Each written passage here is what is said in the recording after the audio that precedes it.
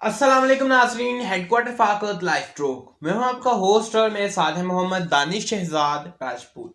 नाज़रीन, आज की इस वीडियो में हम सर से पूछने वाले हैं कि कैल्शियम हम इस्तेमाल करके जानवरों को दूध कैसे बढ़ा सकते हैं। और हम इस वीडियो में हम सर से ये भी पूछेंगे कि कौन से ऐसे चारे, कौन से ऐसे अनाज जो हम जानवरों को आम तौर पर खिलाते रहते हैं, कौन कौन से अनाज में कैल्शियम की मिकदार ज़्यादा पाई जाती है। और इस वीडियो में हम ये भी सवाल करेंगे कि प्रेग्नेंट गाय को, प्रेग्नेंट भैंस को हमें कैल्शियम की मिकदार कितनी देर बाद शुरू कर देनी चाहिए और कितनी कितनी इस्तेमाल करवानी चाहिए।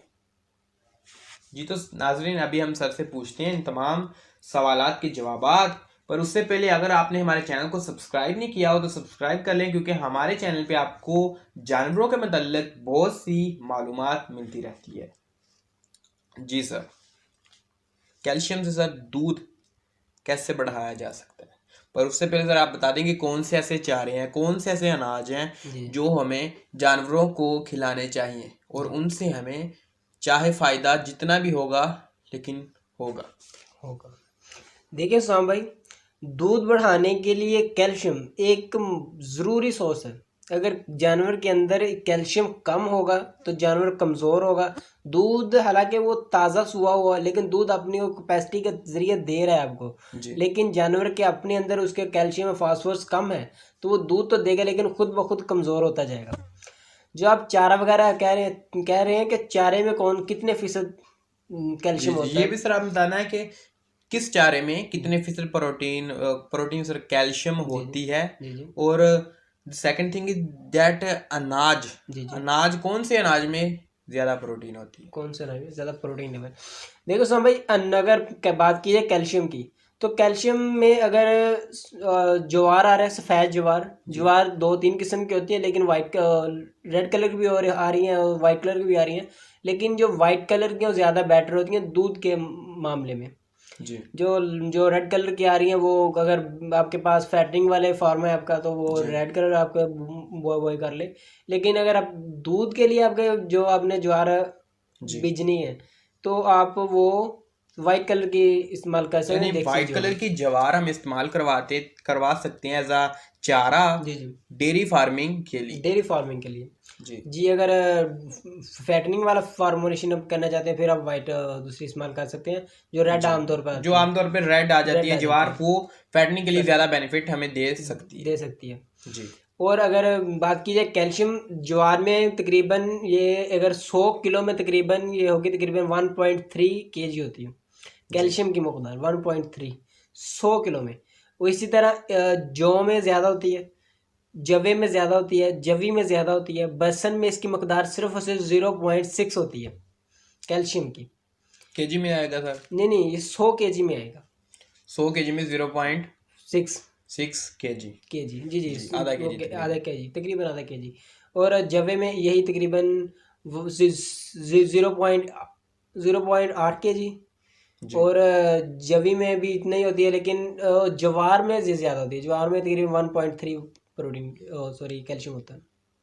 वाइट सर ज्वार, जी यानी दूध वाले जानवरों को वाइट ज्वार का चारा भी और अनाज भी हम इस्तेमाल करवाएंगे तो हमें ज्यादा बेनिफिट होगा एज अ औरों के इस्तेमाल करने से। जैसे आमतौर पर आजकल के मौसम में ज्यादातर मकई का चारा या बाजरे का चारा इस्तेमाल किया जाता है।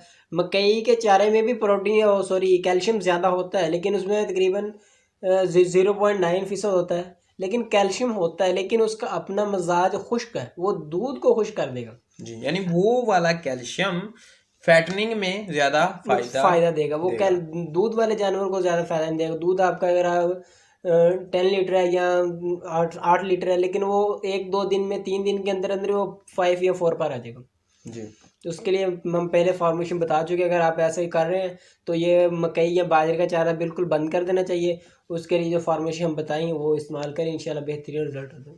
जी। और सर नाज़रीन, आज के इस वीडियो में हम सर ये भी पूछेंगे कि दूध बढ़ाने के लिए कितना कैल्शियम चाहिए, मगर उससे पहले हम पूछते हैं कि एक सर प्रेग्नेंट काऊ को, प्रेग्नेंट भैंस को कैल्शियम की मिकदार कितनी देर बाद तब्दील कर देनी चाहिए, या फिर कितनी देर बाद हमें बढ़ा देनी चाहिए, कितनी मिकदार में उसे कैल्शियम देना चाहिए। دینا چاہیے بھی یا پھر نہیں نہ بھی دیں تب بھی گزارا چلتا جی ہے؟ جی دیکھیے سام بھائی، اگر پریگننٹ جانور آپ کا 5 ماہ سے اپ ہے، یعنی 5 ماہ سے کمپلیٹ ہوگا، 6 ماہ یا 7واں ماہ سے لگا ہوا ہے، جی تو آپ 5 ماہ سے پہلے تقریباً 20 گرام پریگننٹ کو استعمال کروانا ہے، کیلشیم ڈی سی پی، اکیلا کیلشیم یعنی سر اسے کراس ہوئے 5 ماہ کمپلیٹ ہو گئے. کمپلیٹ ہو گئے، جی جی 5 ماہ تک ہم اسے 5 ماہ سے پہلے مطلب 5 ماہ تک جی ہم اسے 20 گرام کیلشیم، جی جی شام کو 20 گرام کیلشیم سر جو ویٹنری اسٹور پہ ہوتا ہے، یعنی جی جی as a by pass calcium, G G by وہ پاس ہم شام کیلشیم. کو 20 گرام استعمال کر سکتے ہیں. جی جی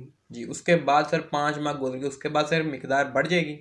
جی جب آپ کا جانور 5 ماہ سے اپ ہو جائے گا پریگننٹ، وہ تقریباً 9 ماہ تک، عام طور 9 ماہ یا کچھ دن تک جانور رہتا ہے، اس کے بعد دوبارہ وہ بچہ دے دیتا ہے. اس دن میں آپ تقریباً 50 گرام تک اسے جو کیلشیم بائی پاس کیلشیم استعمال کرائیں گے، جی کیونکہ اس دنوں میں بچے کی گروتھ زیادہ تیزی میں ہوتی ہے. جی پہلے بچے کی صرف کو جو فاسفورس یا پھر دوسری جو وٹامن لگتے ہیں وہ بچے کی تیاری میں استعمال ہوتے ہیں. 5 ماہ کے بعد جو کیلشیم کی مقدار بچہ زیادہ استعمال کرنا لگتا ہے، تو اس لیے آپ کو کیلشیم انہیں تھوڑا سا زیادہ دینا چاہیے تاکہ وہ بچے کی نشوونما کے لیے زیادہ بیٹر ہو. بعد میں سر کیلشیم کی مقدار 50 گرام کر دینی جی جی چاہیے، اور اس کے حساب سے جانور کی کمزوری وغیرہ دیکھ کر بڑھا بھی سکتے ہیں بڑھا اور بھی کم بھی سکتے کر ہیں، سکتے ہیں. لیکن اور سر پریگنیشن کے لیے جانور پریگننٹ تو 50 گرام اس کے لیے کافی ہے. اور سر ایک سیکنڈ مسئلہ پیش آ رہا ہے کہ جو لوگ ونڈا استعمال کروا لیتے ہیں ایز اپنا فارمولا بنا کر، جی جی تو وہ جانور کا دودھ تو لے لیتے ہیں، لیکن جانور ہو جاتا ہے کمزور، تو وہ نیکسٹ ایئر وہ ہوتا نہیں ہے، بولتا نہیں ہے. جی جی تو ہیٹ میں ان نہیں کو بھی آتا. سر کہتے ہیں کہ کیلشیم کی مقدار دیں تو وہ اس کے قابل ہو جائیں گے، وہ بول پڑے دیں گے. تو ان کی مقدار کتنی ہونی چاہیے؟ کیا انہیں زیادہ استعمال کروانا چاہیے؟ یہ تو بات پکی ہوگی کہ انہیں ہم نے وہی چارے استعمال کروانے ہیں جو آپ نے جن کے بارے میں آپ بتایا کہ ان چاروں میں زیادہ کیلشیم کی مقدار پائی جاتی ہے. جی جی ایک تو ہم سر وہ چارے استعمال کروا لیے، لیکن اس سے ہو جائے گا ٹائم جی زیادہ. کم وہ پروٹین پھر لیول سر کیلشیم کی مقدار کم بائی ہوگی. پاس کیلشیم جو آپ کو بتا رہے ہیں، جی وہ کتنی مقدار میں اسے ہمیں دینا چاہیے؟ اگر آپ کا جانور ہیٹ میں نہیں آ رہا تو جی آپ اگر آپ کا جانور زیادہ دیر سے ہیٹ میں نہیں آ رہا، یعنی وہ 5 ماہ یا 8 ماہ 9 ماہ جانور ہیٹ میں نہیں آ رہا، تو اگر جانور کمزور ہے تو اسے تقریباً 50 گرام یا 60 گرام استعمال کر سکتے ہیں اگر جانور آپ کا 5 یا 6 منتھ سے زیادہ بڑا ہے. اگر بچہ ہے، چھوٹا ہے، یعنی پہلی گائے جو ایک بار سوئی لیکن دوبارہ وہ پریگننٹ نہیں ہوئی، اس کا وزن 5 ماہ 6 ماہ کے برابر ہے، تو اسے تقریباً 30 گرام یا 40 گرام کو اگر اس پہ جی جی جی 30 گرام یا یا 40 گرام. 40 گرام. اب سر آتے ہیں ہم اپنے مین کوشچن پہ کہ سر اگر دودھ کم ہے جانور کا، لیکن جانور ایک دم تندرست ہے، جی جی دودھ کم ہے، تو وہ دودھ کی مقدار بڑھانے کے لیے ہم اسے کیلشیم دے سکتے ہیں؟ کیا دے سکتے ہیں سر؟ کتنی مقدار میں دے سکتے ہیں بغیر کسی یعنی سائیڈ افیکٹس کے؟ جی جی جی سامان بھائی، اگر جانور دودھ دے رہا ہے تو اگر یعنی دیکھیں اگر جانور آپ کا پر ڈے میں تقریباً 10 یا 15 لیٹر دودھ آپ کو مہیا کر رہا ہے، تو دودھ بھی ایک کیلشیم ہے، وہ اپنے جسم سے ایک چیز نکال کر آپ کو دے رہا ہے.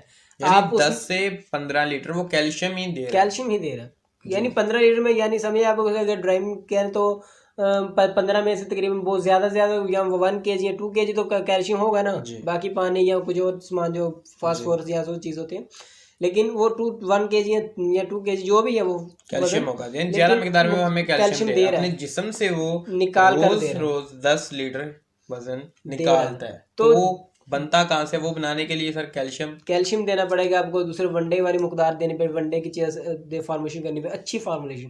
عام طور پر کیا کرتے ہیں اپنے ہی اپنے جو سیٹنگ میں لے آتے ہیں، یہ ڈالو 40 کلو، یہ ڈالو 40 کلو یہ ڈال دو، لیکن ایک پراپر طریقے سے نہیں بناتے. ایک جانور کی ڈیری فارمنگ کے لیے بہت ہی بآسانی طریقے سے چلنا پڑے گا اور ایک نشان کی طرف چلنا پڑے گا. اگر آپ اپنے ہی فارمولیشن سے بنائیں گے تو آپ نقصان لیں گے. ایک تو ڈیری کا نقصان ہو رہا ہے، آپ کا دودھ کا نقصان ہو رہا ہے، دوسرا آپ کا نقصان ہو رہا ہے کہ جانور آپ کا دوبارہ ہیٹ میں نہیں آ رہا. جی یعنی وہ پروٹین لیول اتنا زیادہ ڈال دیتے ہیں کہ جانور ہیٹ میں آتا ہی نہیں. پروٹین لیول اتنا ذرا بڑھا دیتے ہیں کہ نقصان آتا ہے. ایک تو سر خرچہ زیادہ آتا ہے وہ ونڈا تیار کرنے میں، ٹائم ضائع ہوتا ہے، اور دودھ کی مقدار تو بڑھ جانی ہے، لیکن اگلی بار جانور کمزور ہو جانا ہے. جانور کمزور ہوگا تو ہیٹ میں نہیں آئے گا.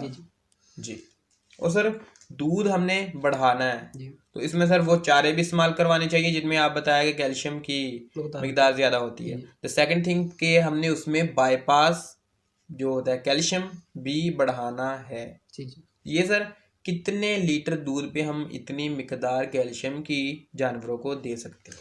دیکھو سمے اگر آپ کا جانور 2 یا 3 ماہ سے بعد وہ یعنی 2 ماہ پہلے وہ بچہ دیا اس نے، اب 2 ماہ گزر گئے تو اب اسے کیلشیم کی تھوڑی سی مقدار زیادہ چاہیے. ان 2 مہینوں میں تقریباً 40 گرام پر ڈے کے لیے اس لیے کافی ہے. لیکن اس کے بعد وہ جانور کا دودھ تقریباً 10 لیٹر سے اپ ہے، زیادہ ہے، تو آپ اسے 50 گرام کیلشیم لازمی استعمال کروانا چاہیے. اگر جانور کا ایک ٹائم 10 لیٹر 24 گھنٹے کا، اگر جانور کا دودھ 15 لیٹر یا 20 لیٹر ہے تو اسی حساب سے 100 گرام جانور کی خوراک بنتی ہے بڑے جانور کی. یعنی 10 لیٹر پہ 50 گرام کیلشیم شام کو دینا چاہیے لازمی. سوئی ہوئی گائے یا بھینس کو کوئی بھی ہو 2 ماہ بعد، کیونکہ پہلے 1-2 ماہ جانور کے اپنے اندر سٹاک ہوتا ہے جو جانور خود کو برداشت کرتا ہے اس کے لیے مہیا کرنے کے لیے. ایسا ایسا وہ سٹاک ختم ہو جاتا ہے جانور، پھر جانور کے فطری نظام میں اس نے بچے کے لیے دودھ بنانا ہے. جو اس کے آزو کام کر رہے ہیں وہ کام کریں گے، لیکن اس آزو کو نہیں پتا کہ وہ کہاں سے لے رہے ہیں، وہ کہیں سے چھین کے لے رہے ہیں یا کہیں سے، یعنی وہ جب اس کے پاس خود نہ ہو تو بچے کو تو اس نے دینا ہے. ایک خدا کلیئر ہوگی نا کہ بچے کو دودھ پلانا ہے، وہ آئے گا کہاں سے؟ وہ جسم کا گوشت کھور کے بلا لے آئے. جی آزو وہ کام کے لیے جو خدا نے ان کی ڈیوٹی لگائی ہوئی ہے وہ آزو تو کام کریں گے، لیکن ان کو نہیں پتا وہ کہاں سے آ رہا ہے، وہ بائی پاس سے آ رہا ہے یا جانور سے آ رہا ہے، کدھر سے بلائے. جانور پھر اپنے خود کو کمزور کرتا ہے، بچے کو پالنے کی کوشش کرتا ہے، جس کی وجہ سے جانور کمزور ہو جاتا ہے. جی سر، کوئی اور آپ نے بات کرنی ہے؟ بس یہی کرنا چاہیے کہ جب ڈیری فارمنگ میں کیلشیم لازمی استعمال کرنا چاہیے. کیلشیم ہم نے پہلے ایک پروگرام کیا تھا جس میں ہم بتایا تھا وہ بنانے کا کیلشیم بنانے کا طریقہ. انڈوں سے کیلشیم بنانا، انڈے کی زردی سے، انڈے کی زردی نہیں سوری سر، انڈے کی سفیدی سے، انڈے کے چھلکے سے، اور سر آپ نے بتایا کہ کیلشیم چوننے سے. جی تو ناظرین، اگر آپ نے دیکھنا ہو کہ کیلشیم آپ بنا کیسے سکتے ہیں، اگر آپ سٹور سے خریدے تو وہ ہو جاتا ہے بہت زیادہ ایک مہنگا، تو آپ گھر میں بنا سکتے ہیں. ہماری ویڈیو بنی ہوئی ہے مکمل، 3-4 طریقے اس میں بتائے گئے ہیں آلریڈی طور پہ. آپ نے بس سرچ کرنا ہے یوٹیوب کے اوپر کیلشیم بنانے کا طریقہ بائی رفاقت لائف اسٹاک. ناظرین، اگر آپ کے بھی ذہن میں کسی کا سوال کوئی کوشچن تو آپ ہمارے کمنٹ سیکشن میں آپ کمنٹ کر سکتے ہیں. باقی نمبر تو شو ہو رہا ہوگا، آپ واٹس ایپ کر سکتے ہیں، یہاں پہ ڈائریکٹلی کال پہ رابطہ بھی آپ کر سکتے ہیں.